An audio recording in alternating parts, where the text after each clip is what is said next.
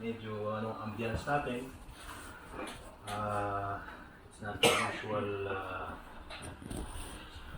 happy, joyful gathering. Pero that's one thing when someone dies. Many times, it brings people together. Sabi nga nung isang pare na minsan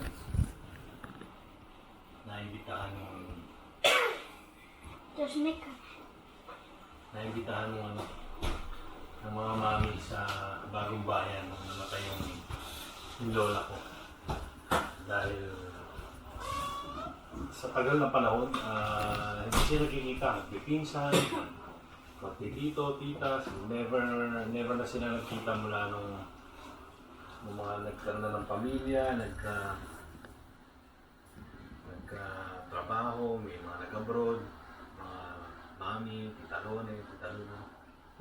Pero sabi nung pare,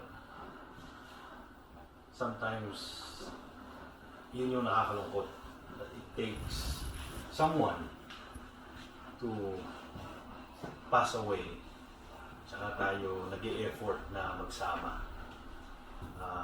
In a way, tayo hindi naman ganun dahil lagi tayong magkakasama. Siguro nga, magsasawa na tayo sa itsura ng isa't isa. But I think the positive thing is, sa saya, magkakasama tayo, pero dapat maalala din natin na kahit sa malungkot na pagkakataon, magkakasama pa rin. So I hope na yung mensahe na yun yung maramdaman ni Tita Marie na hindi lang tayo sa ginhawa kapiling ni Tita, lalo na sa ngayong medyo mahirap ang nararamdaman ng bawat isa. And even for us na hindi natin kilala si nanay, nakikiramay tayo dahil we understand pain, we understand loss. We may not know her personally, pero ito yung lagi kong naiisip eh. You know the tree by its fruit. Malalaman mo yung quality ng puno sa quality ng kanyang bunga. And us knowing si Tita Marie, with all her imperfections, no? Pero nandun yung kanyang kabutihan loob, nandun yung kanyang malaking puso, yung pagmamahal niya sa mga anak niya, apo niya. So kung ganyan si Tita Marie, si nanay must have been a wonderful, wonderful woman. So let's celebrate that. Hindi madali, but yun ang dahilan kung bakit tayo nandito. We don't really do anything to help her go to heaven. We are here to celebrate her life, her memories, yung kanyang mga naiwanang alaala sa bawat isa sa pamilya niya, especially kay Tita Marie. Yun yung dahilan kung ba tayo magkakasama. And in spite of the pain, we dare to say thank you sa Panginoon sa buhay na binigay sa Kanya, sa time na pinagkaloob. And so, with that, let's pray. In the name of the Father, and the Son, and the Holy Spirit. Amen. Lord, as we gather together and thank you, we just want to remember and somehow celebrate ang buhay ni Nanay. And we pray, Lord, that as we do this, as we pray as friends and family, we may give some comfort sa puso ng kanyang mga naiwan.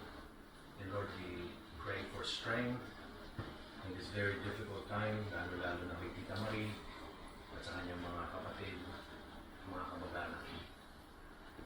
That we may remember somehow that even in the most painful moments, nandyan kayo. and you never leave us. You stay with us. You weep with us.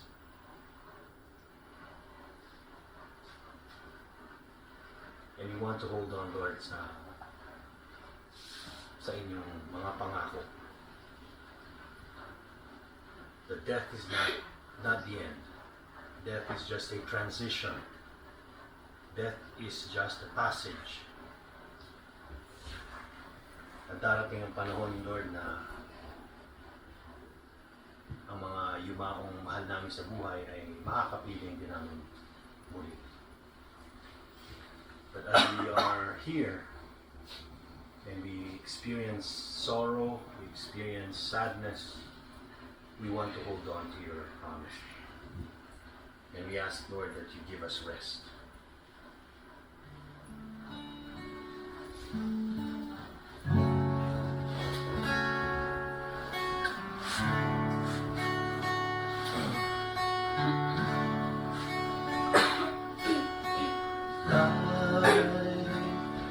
It's not at all that bad, my friend. Ooh, if you believe in yourself, if you believe there's someone who walks through life with you, you'll never be alone. Just learn to reach out and open your heart. Lift up your hands to God, and He'll show you the way. And He said, cast your burdens upon me, those who are heavily laden.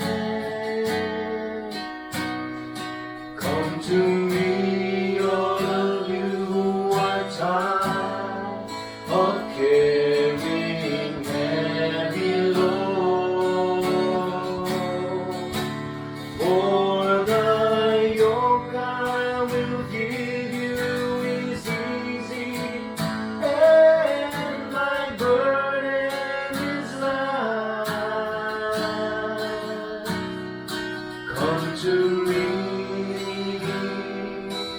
and I will give you rest.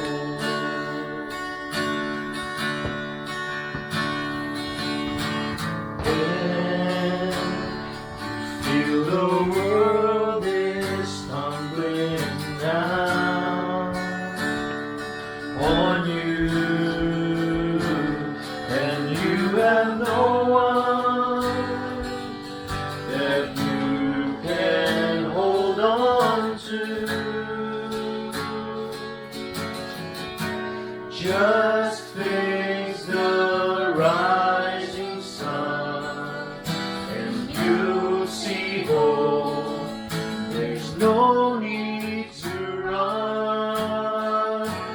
Lift up your hands to God, and He'll make you feel alright. And He said, cast your burdens upon me, those who are heavily laden. Come to me, all of you who are tired of carrying heavy load.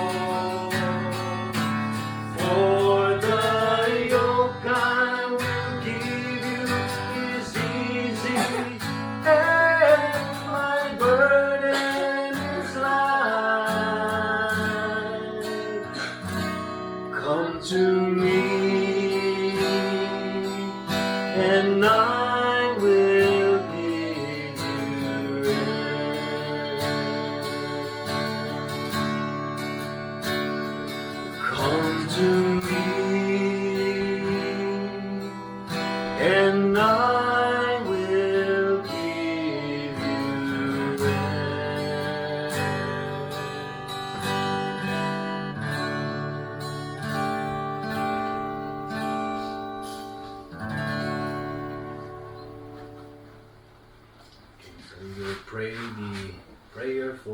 dead.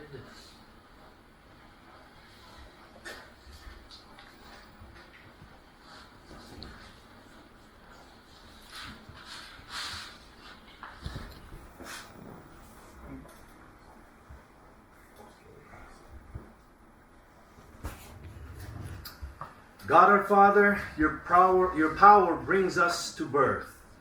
Your providence guides us, our lives. And by your command, we return to dust. Lord, those who die still live in your presence. Their lives change, but do not end. I pray in hope for my family, relatives, and friends, and for all the dead known to you alone. In company with Christ who died and now lives, may they rejoice in your kingdom, where all our tears are wiped away. Unite us together again in one family, to sing your praise forever and ever. Amen. Prayer of commendation para kay Rosalina. As the time of death approaches, this prayer may be prayed. Go forth, Christian soul, from this world. In the name of God, the Almighty Father, who created you. In the name of Jesus Christ, Son of the living God, who suffered for you. In the name of the Holy Spirit, who was poured out upon you. Go forth, faithful Christian. May you live in peace this day. May your home be with God, with Mary, the Virgin Mother of God, with Joseph, and all the angels and saints. In your hands, O Lord, we humbly entrust our sister. In this life, you embraced her with your tender love. Deliver her now from every evil, and bid her eternal rest. The old order has passed away. Welcome her into your paradise, where there will be no more sorrow, no weeping or pain, but fullness of peace and joy, with your Son and the Holy Spirit, forever and ever. Amen. Ang sasagot po natin ay receive her soul and present her to God Most High. Pakiulit. Receive her soul and present her to God Most High. Saints of God, come to her aid. Come to meet her, angels of the Lord. Response, receive her soul and present her to God Most High. May Christ, who called Rosalina, take her to himself. May angels lead her to you, to Abraham's side. Response, receive her soul and present her to God Most High. Give her eternal rest, O Lord, and may your light shine on her forever. Respond. Receive her soul and present her to God Most High. Let us pray. O powerful and merciful God, we commend you, Rosalina. In your mercy and love, blot out the sin she has committed through human weakness. In this world, she died. Let her live with you forever. Through Christ our Lord. Amen. Eternal rest grant unto Rosalina, O Lord, and let perpetual light shine upon her. May she rest in peace. Amen. May her soul and the souls of all the faithful departed through the mercy of God rest in peace. Amen. Now we will listen sa dalawang readings para sa mga imam. A reading from Romans 8:31. What will separate us from the love of Christ? A reading from the letter of St. Paul to the Romans. Brothers and sisters, if God is for us, who can be against us? He did not spare his own Son, but handed him over for us all. Will he not also give us everything else along with him? Who will bring a charge against God's chosen ones? It is God who acquits us. Who will condemn? It is Christ Jesus, who died, rather was raised, who also is at the right hand of God, who indeed intercedes for us. What will separate us from the love of Christ? Will anguish, or distress, or persecution, or famine, or nakedness, or peril, or the sword? No, in all these things we conquer overwhelmingly through him who loves us. For I am convinced that neither death, nor life, nor angels, nor principalities, nor present things, nor future things, nor powers, nor height, nor depth, nor any other creatures will be able to separate us from the love of God in Christ Jesus our Lord. The word of the Lord. Thanks be to God. Incorruptible, and we shall be changed.